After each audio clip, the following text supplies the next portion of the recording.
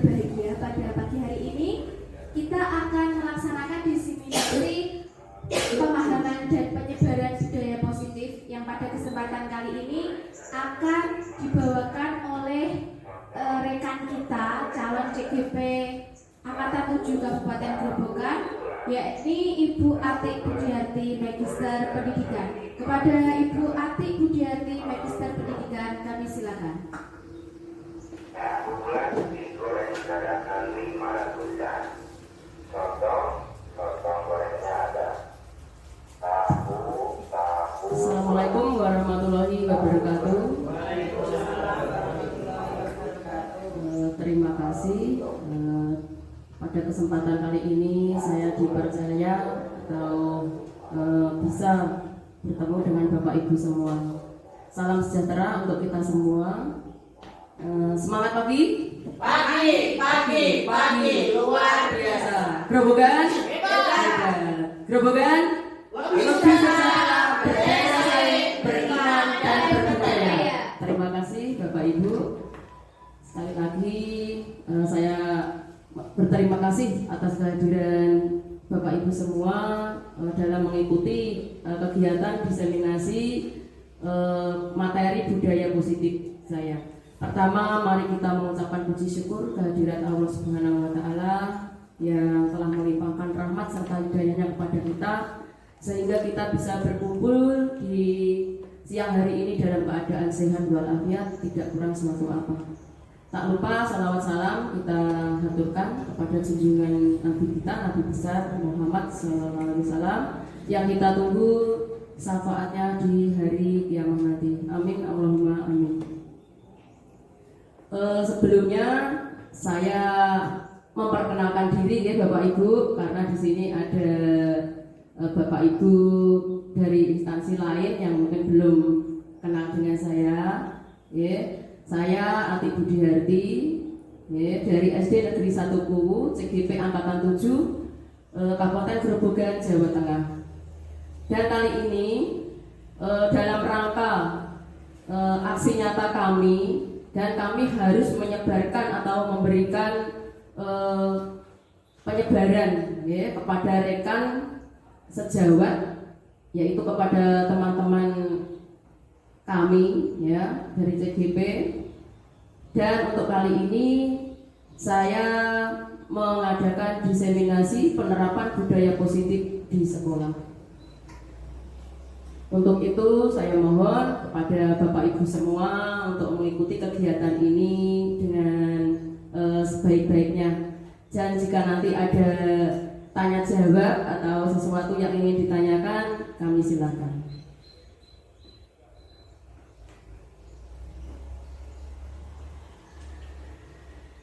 Salam guru penggerak, tergerak, bergerak, dan menggerakkan. Perkenalkan juga untuk instruktur saya atau kami ya, karena di sini banyak mungkin yang angkatan 7 juga, yang kebetulan mungkin ada yang sama dengan saya tapi beda kelas, yaitu instruktur Bapak Sunartono, kemudian fasilitator oleh Ibu Nok Mujiati, kemudian untuk pengajar praktik yaitu Bapak Supriyono.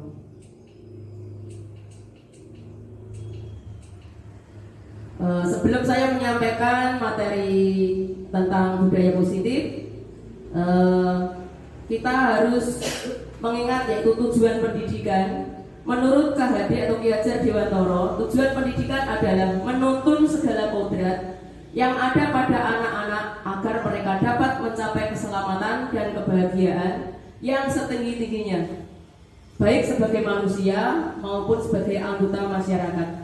Oleh sebab itu, tugas pendidik adalah menuntun tumbuh atau hidupnya kekuatan kodrat yang ada pada anak-anak agar dapat memperbaiki lakunya.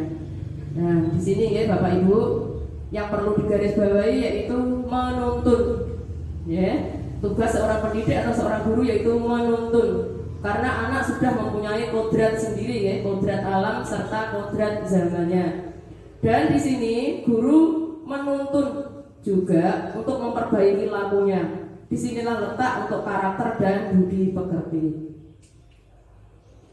Berikutnya yaitu materi budaya positif. Budaya positif di sekolah yaitu nilai dan kebiasaan di sekolah yang berpihak pada murid agar mereka dapat berkembang menjadi pribadi yang berani, percaya diri, mengemukakan pendapat, kritis, hormat dan tanggung jawab sesuai dengan profil pelajar Pancasila. Di situ karena budaya positif sudah diterapkan di sekolah saya, ada wajib Asmaul Husna yang dulu dilaksanakan setiap hari Jumat dan oleh pengawas kami dari Dabin 1 Kecamatan Keradenan dimohon untuk melaksanakan wajib Asmaul Husna. Kemudian juga ada budaya 5S yaitu senyum, sapa, ya, salam, juga sopan dan santun. Tak lupa pasti senyum kepada Bapak Ibu guru, juga kepada teman-temannya dan seluruh anggota warga sekolah. Kemudian juga di situ pembiasaan yaitu bersih, ya, bersih lingkungan. Selain berbuktikan di kelas juga melaksanakan bersih lingkungan. Dan kemudian kegiatan rutin yang tak lupa yaitu upacara bendera. Ya, di sini juga melatih kepemimpinan, kedisiplinan. Kemudian juga menyanyikan lagu wajib. Ya, kalau dari pengawas kemarin lagu nasional, ya, lagu kebangsaan itu sekarang harus diperdengarkan setiap pukul 10. Jadi di sini mungkin di sekolah Bapak Ibu semua budaya positif juga sudah dilaksanakan dengan rutin. Nah, itu perlu dipertahankan dan kalau perlu ditingkatkan lagi. Konsep utama budaya positif: 1. Perubahan paradigma belajar. 2. Disiplin positif. 3. Kebutuhan dasar manusia. 4. Motivasi perilaku manusia. 5. Restitusi posisi kontrol guru. 6. Keyakinan kelas. Dan 7. Segitiga restitusi. Yang pertama yaitu perubahan paradigma belajar. Dalam membangun budaya positif, sekolah dapat menyediakan lingkungan yang positif, aman dan nyaman agar siswa mampu berpikir, bertindak dan mencipta dengan merdeka, mandiri dan bertanggung jawab. Disiplin sangat berkaitan dengan kontrol guru terhadap siswa. Ya, Bapak Ibu, di situ ada aman dan nyaman. Bagaimana siswa itu biar belajar dengan tenang, dapat melaksanakan pembelajaran dengan nyaman. Tentunya harus suasana itu tertib dan aman. Kemudian ada permainan cobalah buka, ya. Dapat dilakukan berpasang-pasangan. Yang satu sebagai A menggenggam, kemudian ada sesuatu yang sifatnya rahasia atau sangat berharga dan orang lain tidak boleh tahu. Satunya lagi sebagai B yang berusaha membuka dengan genggaman berbagai upaya, misalkan membujuk, iming-iming hadiah, menghardik, mengancam atau bahkan melakukan kekerasan. Nah, tapi di sini mungkin Bapak Ibu juga pernah melihat, ya, seperti itu, menggenggam sesuatu, yang satunya itu mencoba untuk membuka. Seandainya itu dilakukan oleh Bapak Ibu bagaimana? Apakah Bapak Ibu akan membuka? Kenapa alasannya kok tidak membuka? Karena yang digenggam itu sesuatu yang penting bagi diri sendiri. Oh betul Pak Narto, ya. Karena yang digenggam itu penting bagi dirinya sendiri. Kemudian yang lain selain Pak Narto, selain Bu Endang? Karena itu merupakan rahasia bagi kita yang tidak orang lain tidak kamu tahu, hanya kita sendiri yang tahu. Ya, betul, ya. Boleh saja. Tapi di sini, ya, itu yang mengerti itu hanya yang memegang sesuatu, ya, yang menggenggam. Dia mau membuka atau tidak, berarti opsi pilihannya itu ada di dirinya sendiri, yaitu A, ya. Nah, berarti disinilah, karena walaupun ada faktor dari luar, kalau memang dia tidak ingin membuka dalam bentuk apapun, dia tetap akan mempertahankan. Tapi kalau dia menginginkan membuka, pasti dia akan membukanya, walaupun dengan alasan tertentu. Nah, disinilah berarti semua yang menentukan atau dua opsi itu adalah A. Kemudian disiplin positif. Apa makna disiplin? Mungkin Bapak Ibu juga seringkali mendengar, ya. Disiplin, kata disiplin. Apa Bapak Ibu artinya disiplin Bapak Ibu? Ya, bisa pengaturan, menaati peraturan, patuh. Apalagi terima kasih ya. Ada yang peraturan, ada yang patuh, ada yang aturan yang harus ditaati. Ya. Nah, coba dilihat Bapak Ibu. Disiplin ya berasal dari bahasa Latin disciplina yang artinya belajar. Makna asal dari kata ini berkonotasi dengan disiplin diri dari murid-murid Sokrates dan Plato. Ya, kita mengenal tokoh-tokoh atau ilmuwan tersebut. Kemudian disiplin diri membuat orang menggali potensinya menuju sebuah tujuan apa yang dia hargai. Dalam budaya kita, makna disiplin telah berubah menjadi sesuatu yang dilakukan seseorang pada orang lain untuk mendapatkan kepatuhan. Kecenderungan umum adalah menghubungkan kata disiplin dengan ketidaknyamanan, bukan dengan apa yang kita hargai atau pencapaian suatu tujuan mulia. Nah, di sini Bapak Ibu ya, makna disiplin. Kadang kita melihat anak-anak setiap keseharian itu ada peraturan, tapi dia kadang itu melanggar. Kemudian dari pihak guru, dari seorang pendidik sendiri, itu selalu mengingatkan agar anak-anak mereka atau anak didik mereka itu untuk berdisiplin. Padahal disiplin di sini luas Bapak Ibu ya, luas. Coba dilihat. Disiplin adalah kemampuan memerintahkan diri sendiri dalam mengontrol dan menguasai diri untuk memilih tindakan yang mengacu pada nilai-nilai yang kita hargai dengan penuh tanggung jawab tanpa terperintah orang lain. Berarti ini tidak ada pengaruh dari pihak lain. Ya, inilah nanti yang dinamakan yaitu motivasi eksternal. Ya, adanya motivasi dari luar, pihak luar. Berikutnya, nilai-nilai yang kita hargai adalah nilai kebajikan. Sifat positif manusia yang merupakan tujuan mulia yang ingin dicapai setiap individu, yaitu nilai-nilai dalam profil pelajar Pancasila. Ya, kalau kita sudah mengenal 6 dimensi dalam profil pelajar Pancasila, itu kalau kita bedah atau kita urai gitu Bapak Ibu ya, itu menjadi cakupan yang sangat luas. Nilai-nilai yang kita hargai di situ nilai kebajikan. Misalkan kita anak-anak harus memakai masker. Kadang ditanya, masker untuk apa? Melindungi pernapasan dari debu, misalkan dia menjawab seperti itu. Biar corona tidak bisa masuk ke tubuh kita. Ya. Ada lagi dengan alasan yang lain. Tapi pada intinya di sini Bapak Ibu, nilai kebajikan yang utama adalah kesehatan. Ya. Nilai kebajikannya itu kesehatan.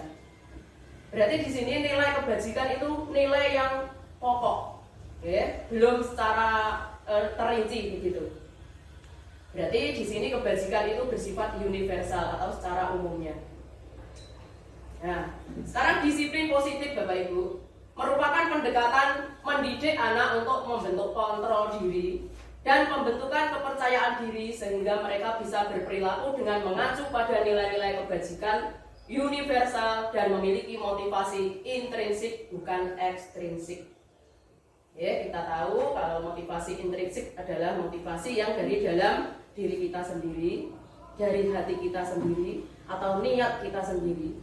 Kemudian bukan ekstrinsik, berarti bukan pengaruh dari luar, termasuk tadi penghargaan, iming-iming, pujian, atau dalam bentuk apapun. Berikutnya yang ketiga yaitu kebutuhan dasar manusia. Setiap tindakan seseorang adalah untuk memenuhi kebutuhan dasarnya, yaitu bertahan hidup, kasih sayang, ya, atau rasa cinta, kemudian kebebasan, kesenangan, dan penguasaan. Ya, Bapak Ibu bisa melihat gambarnya, yaitu yang survival, kemudian ada belonging, power, freedom, dan fun. Ya, yang pokok paling tengah, ya, kemudian ada kekuatan. Ya, kemudian ada kesenangan, fun, ya. Kemudian ada kebebasan dan penguasaan. Pada realitas kebutuhan setiap orang itu berbeda. Kita harus berusaha memahami pandangan orang lain tentang dunia. Setiap orang memiliki gambaran yang berbeda-beda. Mungkin gambaran saya berbeda dengan gambarannya Bu Siti, atau gambaran saya berbeda dengan gambarannya Pak Joko, misalkan, kan seperti itu. Ya. Misalkan di sini agar lebih jelas, Bapak Ibu perhatikan ya. Ada sebuah kasus Ibu Budi, guru kelas 6 di SD Harapan, bingung dengan ulah salah satu muridnya yang bernama Wawan, yang sering meminta uang pada temannya dengan alasan untuk membeli sarapan atau membeli jajan. Nah, dalam hal ini membuat teman-temannya mengeluh. Ya, seringkali mengeluh. Jika Anda menghadapi situasi seperti Bu Budi, apa yang akan Anda lakukan? Menurut Anda kira-kira apa ya alasan Wawan melakukan hal tersebut? Mungkin ada di antara Bapak Ibu di sini. Seandainya penjenengan semua ada di posisi Bu Budi menghadapi kasus seperti itu, memerlukan kasih sayang. ya, memerlukan kasih sayang. Yang lain? Yang lain? Kurang perhatian juga tuh. Kurangnya perhatian dari orang tua, boleh sih. Yang lain lagi? Karena tidak mendapatkan uang saku. Ya, belum mendapatkan uang saku atau tidak mendapat uang saku. Nah, di sini istilahnya mungkin diberi uang saku tapi masih kurang. Ya, begitu ya Bapak Ibu. Ya, betul, terima kasih ya. Dan sekarang penanganan kasus Bapak Ibu. Dalam konteks penerapan disiplin positif, Bu Budi sebaiknya mencari tahu alasan Wawan melakukan tindakan tersebut. Ini yang harus dilakukan Bu Budi ya. Nanti kalau Bapak Ibu menemui permasalahan seperti itu ya, atau kejadian atau kasus hal-hal seperti itu ya, bisa melihat cara penanganannya, yaitu untuk mengetahui kebutuhan mana yang sedang berusaha dipenuhi oleh Wawan. Padahal tadi ada 5 dasar ya Bapak Ibu kebutuhan ini. Yang pertama yaitu mungkin Wawan lapar, orang tuanya tidak memberi uang saku, kemudian tidak membawakannya bekal. Itu alasan yang pertama. Ya, maka Wawan seperti palak ya Bapak Ibu ya. Nah, kadang ada itu ya di sekolah-sekolah kita itu ada anak yang memang seperti preman, minta uang pada adik-adik kelas atau temannya. Ya. Yang kedua yaitu teman Wawan menjadi perhatian Wawan. Nah, caper biasanya, jadi perhatian, ya kan? Jadi perhatian. Butuh kasih sayang, butuh cinta, begitu ya Bapak Ibu. Kemudian yang ketiga, Wawan merasa bosan dengan bekal yang dibawakan orang tua. Bekalnya kok kuwi terus. Wawan pengen ganti, ya. Atau saku tidak cukup untuk membeli sarapan atau untuk membeli jajan. Kemudian yang keempat, dia merasa hebat karena temannya takut, ya, menuruti kebutuhannya. Nah, di sini maka seakan-akan dia itu temannya takut, dia merasa bangga, ya, merasa senang. Yang kelima yaitu Wawan hanya iseng dan dia menikmati ekspresi wajah temannya yang kesal dan mengeluh. Dia merasa bangga, senang nek ngerti kancane iki wedi. Nah, jadi dia itu merasa dia yang paling berkuasa. Itu Bapak Ibu ya, untuk penanganan kasus hal-hal seperti itu, maka kita sebagai pendidik yaitu harus mencari tahu alasan anak didik kita melakukan hal tersebut. Yang keempat yaitu motivasi perilaku manusia. Teori motivasi perilaku manusia yang pertama yaitu untuk menghindari ketidaknyamanan atau hukuman.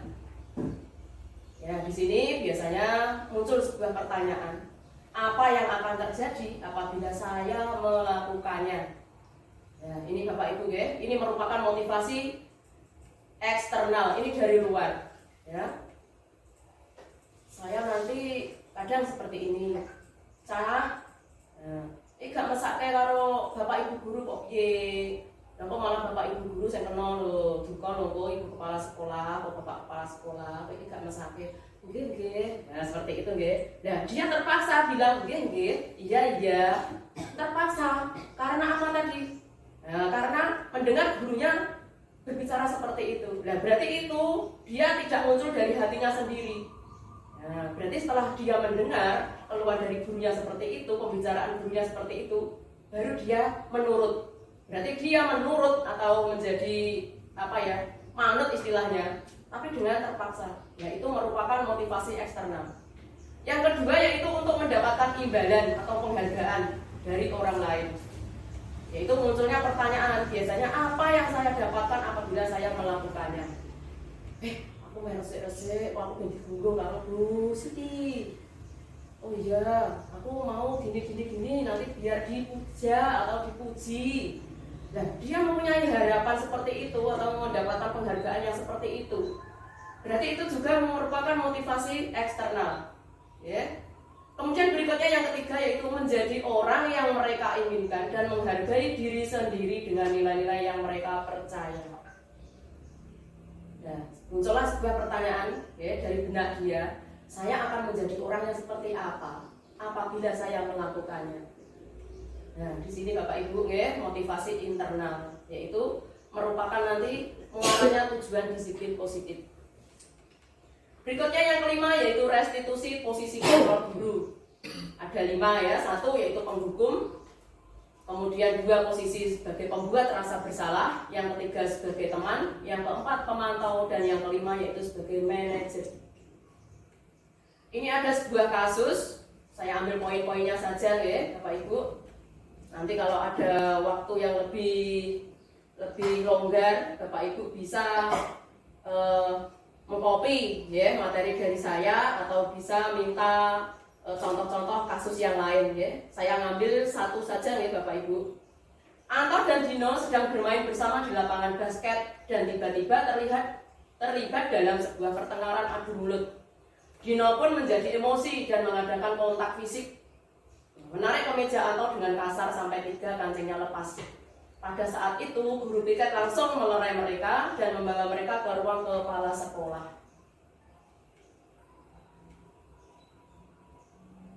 Ibu Siti sebagai kepala sekolah berupaya menenangkan keduanya, terutama Dino. Nah, Dino sepertinya, kamu saat ini sedang marah sekali. Mendengar itu, Dino pun mengalir bercerita tentang kekesalan hatinya. Berikutnya Ibu Suti pun melanjutkan bahwa membuat kesalahan adalah hal yang manusiawi dan bahwa mempertahankan diri adalah hal yang penting. Namun meminta Dino memikirkan cara lain yang mungkin lebih efektif karena saat ini Dino berada di ruang kepala sekolah. Ibu Suti melanjutkan bertanya tentang keyakinan sekolah yang disepakati, serta apakah Dino bersedia memperbaiki kesalahan yang telah dilakukan terhadap Anto. Dino pun akhirnya perlahan mengangguk. Kemudian Ibu Suti balik bertanya kepada Anto, hal apa yang bisa dilakukan Dino untuk memperbaiki masalah? Anto menjawab, saya perlu kancing saya diperbaiki, Bu. Ibu saya akan sangat marah kalau melihat kancing baju saya sampai copot 3 kancing begini. Ibu Suti pun kembali bertanya ke Dino, apakah yang akan dia lakukan untuk menggantikan 3 kancing Anto yang lepas? Dino berpikir sejenak, namun menjawab, wah, tidak tahu, Bu. Saya lem kembali mungkin ya, Bu. Ibu Suti berpikir sebentar dan menanggapi. Kalau dilem akan mudah terlepas kembali, Dino. Bagaimana kalau kamu menjahitkan saja? Bersediakah kamu? Dino tampak ragu-ragu dan menanggapi. Menjahit? Mana saya tahu bagaimana menjahit, Bu. Ibu Suti meneruskan. Apakah kamu bersedia belajar menjahit? Dino berpikir sejenak, memandang ke meja Anto dan menanggapi. Yang ngajari saya siapa, Bu? Dengan cepat Ibu Suti menjawab, Pak Irfan, guru tata busana. Dino kembali diam sejenak, memandang ke meja Anto yang tanpa kancing. Akhirnya Dino mengangguk, tanda menyetujui. Dan sepanjang siang itu Dino belajar menjahit dan memperbaiki kemeja Anto. Terakhir kali terlihat kedua anak laki-laki tersebut, Dino dan Anto pada jam pulang sekolah. Mereka sudah bercengkrama dan bersenda gurau kembali. Nah, di sini Bapak Ibu ya, melihat dari kasus tersebut dan dari percakapan tersebut ya, muncul banyak beberapa percakapan antara Bu Suti kemudian dengan Dino. Lalu langkah apa? Ya, langkah apa yang dikerjakan oleh Bu Suti? Di situ muncul pertanyaan-pertanyaan terhadap Dino, kemudian memberi masukan. Ada hal-hal penting yang perlu digarisbawahi di situ ya, Bapak Ibu. Nah, muncul pertanyaan seperti ini. Pertanyaan pertama yaitu posisi kontrol apa yang telah dipraktikkan oleh kepala sekolah Ibu Suti? Hal-hal apa saja yang dilakukannya sehingga Anda berkesimpulan demikian? Pertanyaan kedua, dalam kasus tersebut bagaimana Dino dikuatkan bagaimana Anto dikuatkan oleh Ibu Suti. Dan yang ketiga, kira-kira nilai kebajikan apa atau keyakinan sekolah apa yang dituju dalam kasus tersebut? Jelaskan. Ada yang tahu Bapak Ibu? Kira-kira nomor 1 itu posisi kontrolnya sebagai apa ya kepala sekolah Bu Suti? Manajer. Sebagai manajer dari Bu Endang. Yang lain? Bu Siti dari apa ya itu ya posisinya? Karena tadi melerai Anto. Ya, melerai Anto dan Dino. Justru merusak Kanjeng Baju. Berposisi sebagai apa itu? Yang lain? Sebagai manajer. Pak Joko? Silakan Pak. Ada masukan? Mungkin sebagai teman. Sebagai teman. Kenapa Pak Joko menyimpulkan sebagai teman? Alasannya apa? Itu selama dengan perkataannya dari Suti tadi diajak seperti akrab seperti teman gitu. Oh ya, jadi antara Ibu Suti dan Anto terjadi percakapan dan menganggap atau terjalin seperti pertemanan ya, seperti teman. Terus kita lihat ya Bapak Ibu ya. Nah, jawabannya posisi kontrol yaitu sebagai manajer. Nah, ya, betul berarti Bu Endang sama Bu Siti ya. Hal ini diketahui karena Ibu Suti menerapkan tahap restitusi dengan menstabilkan identitas, yaitu dengan memvalidasi tindakan dan menanyakan keyakinan. Pertanyaan yang kedua, baik Dino dan Anto, keduanya mendapatkan penguatan karakter dari proses restitusi tersebut, yaitu Dino dikuatkan berperilaku tanggung jawab karena sudah melepaskan 3 kancing baju, ya. Kemudian reflektif dan saling menghormati. Begitu juga Anto, ia memberikan kesempatan kepada Dino untuk mengembalikan harga dirinya, yaitu menghormati. Sedangkan pertanyaan yang ketiga, jawabannya Bu Suti adalah pihak yang mengaitkan keyakinan yang lebih tinggi. Beliau mengaitkan perilaku bersikap positif, menghormati orang lain dan barang yang dimilikinya, serta menjadi diri yang lebih baik dengan keyakinan sekolah, yaitu sikap tanggung jawab, jujur dan saling menghormati. Nah, di sini Bapak Ibu ya, ketiga poin yang berada di paling belakang, sikap tanggung jawab, jujur dan saling menghormati. Disinilah letak dari budaya positif tadi yang merupakan keyakinan bersifat universal, ya, secara umum seperti itu. Nah, di sini sebagai posisi, sebagai penghukum, itu contohnya memarahi. Bapak Ibu bisa melihat tabel, ya. Guru sebagai penghukum mempunyai posisi sebagai penghukum, tindakannya biasanya itu mengkritik, memarahi, menyakiti, serta melakukan tindakan kekerasan. Ya, kadang itu juga secara tidak langsung kita juga pernah melakukan ya Bapak Ibu di kelas ya. Kadang anak yang tidak membawa buku sesuai jadwal, kadang juga langsung dimarahi oleh guru. Kemudian yang menang-menangan tidak mau melaksanakan piket juga sering dimarahi guru. Secara tidak langsung kita itu sudah setiap hari. Berikutnya yaitu guru sebagai pembuat rasa bersalah.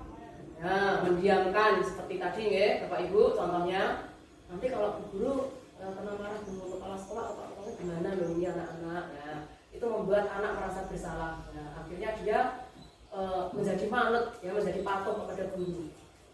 Kemudian guru sebagai teman. Nah, tadi seperti yang dikatakan oleh Pak Joko ya, menganggap seperti teman, kita berdialog ya, mengungkapkan atau tanya jawab atau memberi pendapat ya. Kemudian yang keempat yaitu guru sebagai pengawas atau pemantau ya Bapak Ibu, yaitu memantau dan mencatat. Kamu sudah tahu aturannya kan? Nah, seperti itu. Berarti Bapak Ibu guru ada di posisi memantau. Seperti aturannya kok jembok langgar, kelihatan ya. Anak ini ada sudah tahu, sudah membuat, sudah ikut membuat kesepakatan kelas, kenapa masih melanggar? Yang kelima yaitu guru sebagai manajer, yaitu bertanya dan membuat kesepakatan, seperti yang sudah berada pada kasus yang telah ditayangkan tadi.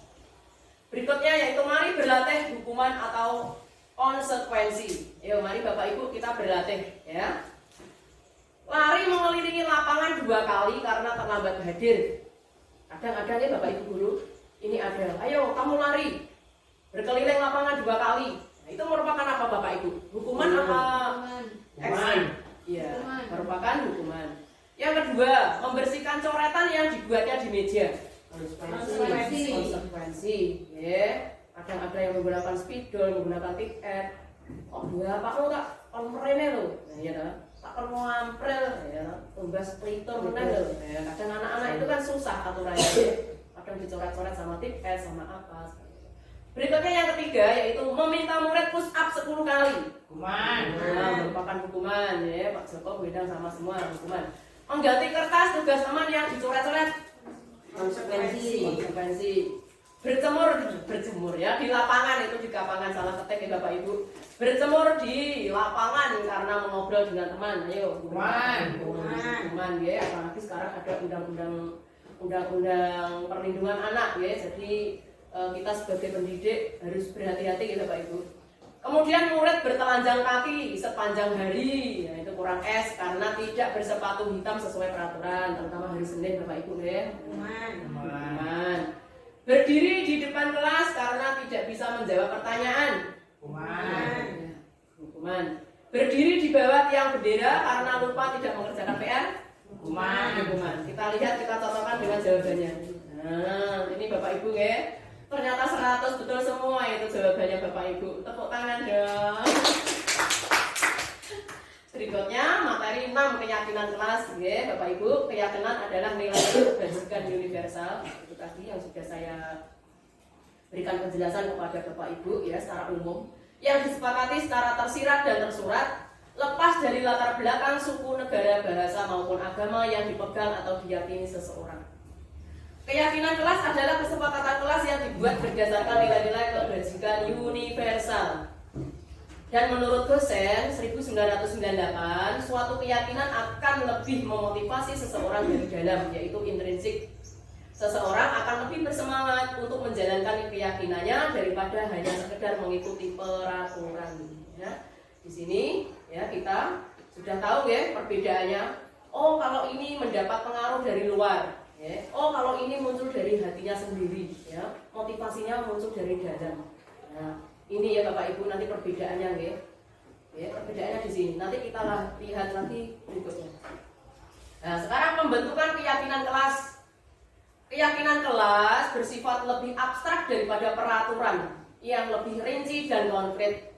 Ayo sekarang saya tanya Bapak Ibu, apa bedanya peraturan dengan keyakinan? Mungkin ada yang tahu Bapak Ibu? Kalau peraturan Ya, harus dilaksanakan. harus dilaksanakan. Kalau keyakinan itu merupakan kesepakatan yang telah dibuat bersama untuk dilaksanakan bersama demi bermanfaat bagi semuanya. Ya, terima kasih. Berarti dalam klasikal ya. Contohnya klasikal. Tahu kalau besar ya sekolah ya. Yang lain? Mungkin dari Bu Siti? Ada pendapat? Kalau peraturan Iya. itu bisa dibuat oleh satu orang misalnya sekolah. Ya. Kalau keyakinan itu dibuat atas kesepakatan bersama. Ya, betul. Terima kasih. Ya. Pada intinya betul, jawaban Bu Indah betul, jawaban Bu Siti betul. Karena di sini peraturan itu merupakan kesepakatan yang sudah kita buat, ya. Tapi ini masih secara spesifik. Misalkan, ini contoh, kita dalam membuatnya itu kan kalimat positif.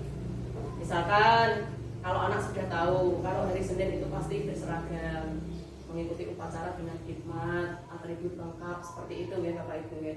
Kemudian untuk keyakinan, masuknya di apa itu Bapak Ibu? Anak menggunakan seragam lengkap itu masuknya ke keyakinan yang mana? Yang disiplin Bu. Betul, 100 untuk Pak Joko, tepuk tangan untuk Pak Joko ya. Maksudnya di sini keyakinan disiplin. Contoh saya ada pertanyaan sedikit Bapak Ibu. Misalkan kita kenapa keluar menggunakan masker Bapak Ibu? Seperti anak-anak didik kita tadi itu. Untuk menjaga Untuk menjaga kesehatan. Terus yang lain? Keselamatan. Keselamatan. Terus yang lain? Kesehatan. Nah, di sini Bapak Ibu, kesehatan dan keselamatan inilah ya, yang namanya keyakinan. Kemudian untuk kata di jawaban yang lain, kita harus pakai masker untuk melindungi hidung biar tidak virusnya tidak masuk, untuk biar tidak sakit. biar tidak flu batuk, gitu, macam-macam sekali. Nah di sini intinya berarti kesehatan. Oke. Kemudian kita memakai helm. Kenapa kita itu kalau keluar rasanya kalau ada yang kurang kalau kita itu belum menggunakan helm. Nah di sini keyakinannya yaitu seperti jawaban Pak Narto tadi, yaitu keselamatan. Berarti ini muncul dari dalam. Ya, karena apa? Kita bisa menjelaskan ke anak didik kita setiap keluar harus menggunakan helm. Jika terjadi benturan atau apa, ya, itu yang ada di alat vital di organ kepala kita ini bisa terlindungi. Nah di sini berarti ada keyakinan keselamatan. Ya, jangan nganggo helm kan ono cegatan yang jembatan, baru kita pakai helm. Ono tilang, hendak dicegat Pak polisi. Ya itu seperti itu namanya masih dalam taraf kesepakatan, ya, atau peraturan tadi. Berarti belum masuk ke keyakinan. Kalau sudah muncul dari hati diri kita, ya, keselamatan itu tadi, berarti itulah keyakinan. Di situ perbedaannya ya Pak Ibu. Yang ketiga yaitu pernyataan keyakinan kelas dibuat dalam bentuk positif. Tidak boleh sebenarnya, tapi ini sering kita lakukan ya Bapak Ibu kesalahan ini. Tidak boleh makan di dalam kelas, tidak boleh, jangan apa itu ya. Kita harus menghindari penggunaan kata seperti itu ternyata nih Bapak Ibu. Nanti kita bisa sampai di instansi masing-masing, kita bisa merubah, membuat yang baru, yang lebih sesuai dengan menggunakan aturan-aturan dalam pembuatan kesepakatan atau keyakinan kelas. Kemudian yang keempat yaitu keyakinan kelas hendaknya tidak terlalu banyak sehingga mudah diingat dan dipahami. Efektif ya Bapak Ibu ya, singkat, jelas dan padat, tidak bertele-tele, ya, tidak boleh mengulang-ulang kata seperti itu. Keyakinan kelas sebaiknya sesuatu yang dapat diterapkan di lingkungan tersebut, ya, terutama kalau kita misalkan membuat kesepakatan kelas 6 ya harus bisa diterapkan di dalam kelas 6. Kalau sekolah secara luas SDN 2 kubu misalkan atau SDN 1 kubu ya bisa digunakan di SD kita, ya. Semua warga kelas ikut berkontribusi dalam pembuatan keyakinan kelas lewat kegiatan curah pendapat. Nah, ini ya, curah pendapat. Di sini dimintai pendapatnya semua. Cah pinter-pinter kok dipilih, ya, cah pandai-pandai, cah yang dekat dengan guru tidak. Semuanya harus dilibatkan, ya, Bapak Ibu ya di sini. Kemudian bersedia meninjau kembali keyakinan kelas dari waktu ke waktu, mengikuti perkembangan ya Bapak Ibu. Seperti tadi, kalau kemarin kita masih melakukan ada 2 hal, 3 hal yang masih keliru, kurang pas, nanti bisa betulkan seperti itu. Berarti ini mengikuti perkembangan zaman ya. Berikutnya yang ketujuh yaitu tentang segitiga restitusi. Proses menciptakan kondisi bagi murid untuk memperbaiki kesalahan mereka sehingga mereka bisa kembali pada kelompok mereka dengan karakter yang lebih kuat. Melalui restitusi guru dapat 1. Membantu murid menjadi lebih memiliki tujuan disiplin positif serta memulihkan dirinya setelah berbuat salah. Ya. Setelah melakukan kesalahan, ya, biasanya dia itu bisa menilai apa yang telah dilakukannya. Ya. Yang kedua yaitu membantu murid untuk jujur pada diri sendiri dan mengevaluasi dampak dari kesalahan yang dilakukan. Yang ketiga yaitu memberikan penawaran tapi bukan paksaan. Ya. Itu bentuk dari segitiga restitusi ya Bapak Ibu. Berikutnya yaitu kemarin tidak usah saya tayangkan video praktik dari demonstrasi kontekstual yaitu tentang pelaksanaan segitiga restitusi di kelas saya, ya. Dan itu sudah saya kirimkan atau saya unggah melalui YouTube channel saya. Jika Bapak Ibu berkenan, silakan untuk berkunjung atau melihat atau memperdalam materi lagi. Disinilah manfaatnya kita berbagi, ya. Jadi nanti kalau ada apa-apa kita gunakan untuk sharing, ya Bapak Ibu. Nah di situ demonstrasi kontekstual yaitu modul 1.4 tentang budaya positif. Di situ saya ada 2 kasus di Bapak Ibu, 2 permasalahan yaitu 1 anak yang terlambat datang 15 menit baru datang ya, telat 15 menit. Kemudian anak yang secara diam-diam itu dia selalu menunduk terus begitu Bapak Ibu ya. Tapi mulutnya itu disembunyikan di samping pinggiran meja. Ternyata dia itu sambil ngemil Bapak Ibu ya. Jajannya itu masih disorokan, itu masih ada. Jadi kalau misalkan Bu Guru menjelaskan apa dia pleno itu langsung dia itu mengeluarkan sambil makan ya. Ada 2 kasus kemarin ya. kemarin sudah diselesaikan dengan budaya positif segitiga restitusi. Nah, tahapan segitiga restitusi Bapak Ibu yaitu 1. Menstabilkan identitas.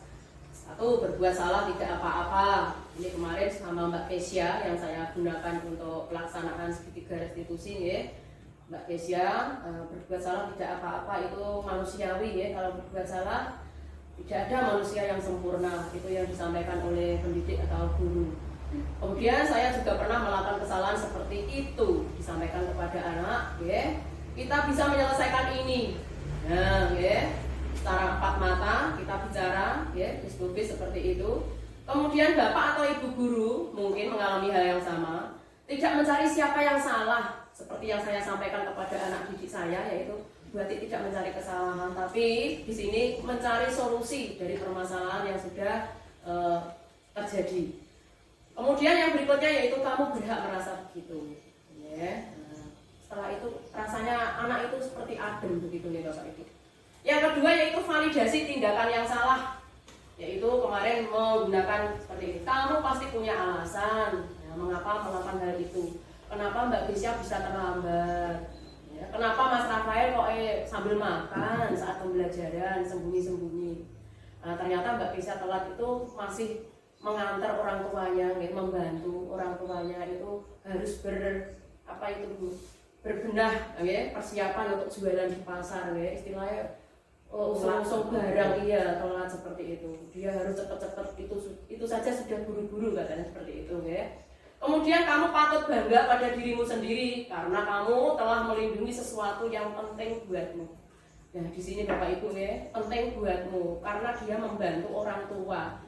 Ya, terutama orang tua itu yang ini nyuwun saya karena dia sudah membantu ibunya. Kebetulan ibunya itu sendirian ya, harus mencari nafkah sendiri. Jadi di sini posisi pendidik itu terketuk hati ya. Nah, kamu patut bangga pada dirimu sendiri. Nah, di sini ya. Yang ketiga yaitu menanyakan keyakinan. Apa yang kita percaya sebagai kelas atau keluarga. Ya, kemarin, ya Bu, saya merasa bersalah telah melakukan atau telah hadir ya. Kemudian nilai-nilai umum yang kita sepakati, dia tahu aturannya ya, dia tahu kesepakatannya. Kalau sekolah itu harus hadir tepat waktu atau paling tidak itu lebih awal jika piket kelas seperti itu. Anaknya bisa menjelaskan ya. Kemudian apa bayangan kita tentang kelas yang ideal ya?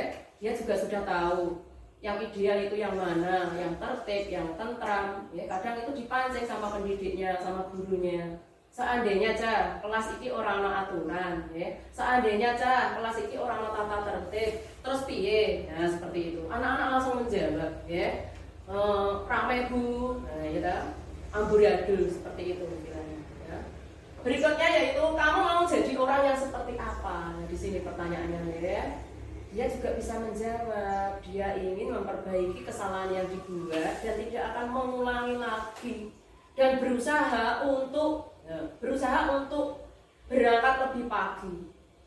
Nah, itu kan berarti anak tersebut sudah tahu ya, apa yang dilakukan itu memang benar-benar di luar tidak muncul dari hatinya sendiri. Akhirnya kita seperti itu pendekatan terhadap anak. Berikutnya Bapak Ibu, terakhir yaitu materi terima kasih. Ya, terima kasih saya mengucapkan terima kasih banyak kepada Bapak Ibu yang sudah mengikuti diseminasi saya, penyebaran materi tentang budaya positif. Ya, seperti itulah ya, gambarannya. Jika nanti Bapak Ibu ada pertanyaan, ya, mohon disampaikan. Saya bersedia menjawab dan insya Allah saya akan menjawabnya dengan semampu saya seperti itu. Silakan Bapak Ibu, ada pertanyaan apa tidak? Bu Siti? Tidak ada. Bu Endang? Ya, dari Pak Narto? Terima kasih Bu untuk pertanyaan saya. Ya. Apakah hukuman itu masih bisa diberlakukan pada anak didik kita yang melanggar peraturan tidak? Betul ya. Untuk hukuman selama ini selain kita bertemu dalam ruangan ini untuk mengikuti mengikuti diseminasi, ya. Tentunya kita juga sudah sering bertemu dalam diklat-diklat, ya, Bapak Ibu, ya. Entah itu di IKM, entah itu di pertemuan PGRI, entah di pertemuan apapun, ya, di komunitas apapun, ya. Saat ini kurikulum kita kurikulum merdeka, ya Bapak Ibu, ya, kurikulum merdeka. Di sini kita diberi kesempatan, tapi merdekanya tidak sebebas-bebasnya. Nah, ya harus menggunakan sesuai kurikulum yang ada, ya, sesuai pedoman yang ada. Nah, sesuai yang apa yang tadi sudah dijelaskan, menurut saya Pak Joko, ya, Pak Joko, untuk menghukum itu sudah tidak boleh, ya, Bapak Ibu, ya, sudah tidak boleh. Kita harus memberi apa ya? Diganti saja memberi motivasi, Bapak Ibu, memberi dorongan, ya, bahkan memberi penghargaan, memberi pujian. Kalau dulu itu reward, ya, pujian, memberi penghargaan. Itu pun juga tidak diperbolehkan untuk saat ini, ya, untuk saat ini, karena kurikulum kita sudah merdeka seperti itu. Dan sesuai tadi, ya, sesuai materi yang sudah saya sampaikan, berarti memberi hukuman itu tidak boleh. Apalagi kalau zaman dulu kok suruh ngosek apa itu namanya, ngosek kamar mandi atau WC, itu terlalu, Bapak Ibu, ya, itu terlalu. Nah, sekarang kita itu pun dibatasi juga dengan apa ya, hal-hal seperti itu. Tujuan kita itu biar ada efek jeda, mungkin ya Bapak Ibu, ya, dengan hukuman seperti itu biar dia itu jeda seperti itu. Tapi itu tidak baik dan tidak bagus kita terapkan. Jadi mulai sekarang kita mulai berbenah, ya Bapak Ibu, ya. Kita gunakan dengan motivasi atau pemberian dorongan, ya, dengan memberi dorongan saja seperti itu. Bahkan memberi hadiah itu pun juga tidak boleh, ya. Apalagi kita kemarin juga sudah mengikuti diklat pagi, ya Bapak Ibu. Di situ juga disampaikan. Saya sebagai wali murid, misalkan, ya, kadang itu juga ada pemberian dari wali murid berupa apa itu bingkisan, kado atau apa. Ya, tapi sudah dijelaskan seperti itu punya maksud apa. Tapi ya alhamdulillah sudah dijelaskan itu hanya sekedar untuk apa ya, bingkisan atau pengikat silaturahim begitu Bapak Ibu. Jadi kita tetap berpikir positif, ya, di sini, ya. Begitu, ya Pak Joko, ya. Iya, terima kasih. Sudah tidak ada lagi? Sudah. Dan terima kasih, salam sehat, salam bahagia, dan semangat merdeka belajar. Yes, semangat pagi, pagi, luar biasa. Grobogan, hebat. Grobogan, lebih sejahtera, berdaya saing, beriman, dan berbudaya. Saya mengucapkan terima kasih, saya tutup untuk diseminasi saya. Wabillahi taufiq wal hidayah. Wassalamualaikum warahmatullahi wabarakatuh. Waalaikumsalam warahmatullahi wabarakatuh.